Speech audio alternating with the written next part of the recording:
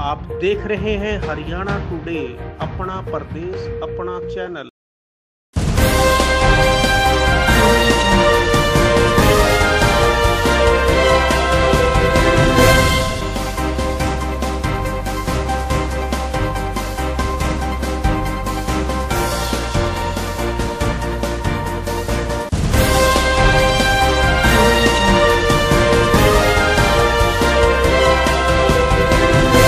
इतवार के दिन एक डेड बॉडी मिली थी एक फार्म में बेलगढ़ एरिया में, खिजराबाद में।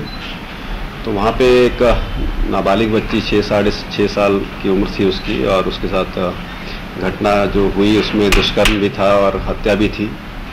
तो बड़ा सीरियस इशू था, तो उसको ट्रेस करने के लिए हमने पूरी कोशिश की और आज हमने उसको ट्रेस कर लिया है।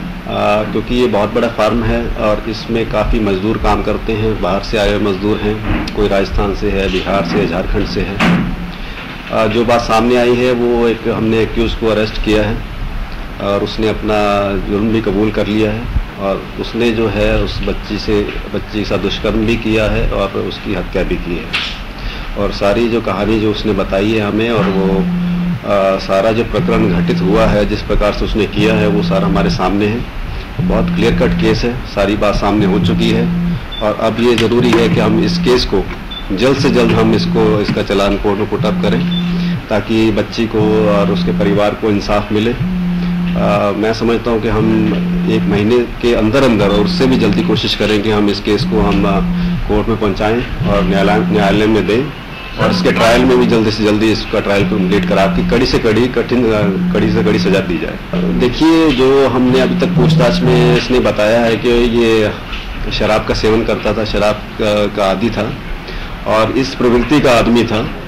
क्योंकि ये एक फार्म है, वहाँ पे सबका घूमना फिरना आना जाना रहता है, सब लोग काम करते हैं। तो ये बच्ची भी, इसके पिता भी वहाँ पर काम करते हैं। तो ये बच्ची जो है वो उस दिन उस दिन उसकी वहाँ पे आना जाना था, अपने पिता के पास जाना था उसने, और काफ़ी एक डिस्टेंस है, बहुत बड़ा फार्म है। तो पहले भी इस एक्यूज के साथ बच्ची का मेलजोल रहा है, क्योंकि सभी एक जगह काम करते इकट्ठे रहते हैं, सबका घुलना मिलना है। बच्ची एक्यूज को जानती थी, इसी वजह से, इसी कारण से जो कि बच्ची का भी हत्या भी इसी कारण से की गई, क्योंकि बच्ची उसको पहचानती थी। विचार इसके दिमाग में आया और इसने ले जाकर पहले एक बच्ची को इंजेक्शन दिया।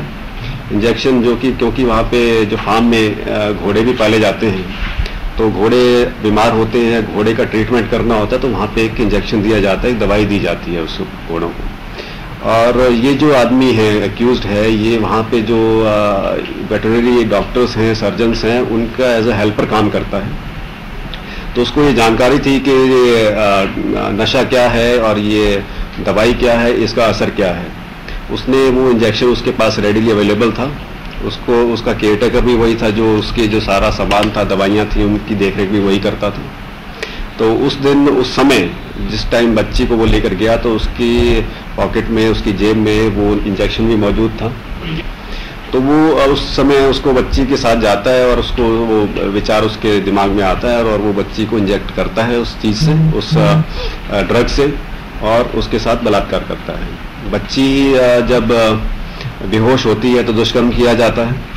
उसके बाद ये समय रहा होगा 11:30-12 बजे के आसपास, 12 बजे के आसपास, जो अभी तक सामने आती है बात। उसके बाद वो दुष्कर्म करने के बाद वो आदमी एक्यूज्ड वापस अपने काम पे चला जाता है, क्योंकि डिस्टेंस जहाँ पे ये दुष्कर्म हुआ है उस पर थोड़ा सा डिस्टेंस है जहाँ पे वो काम करता है।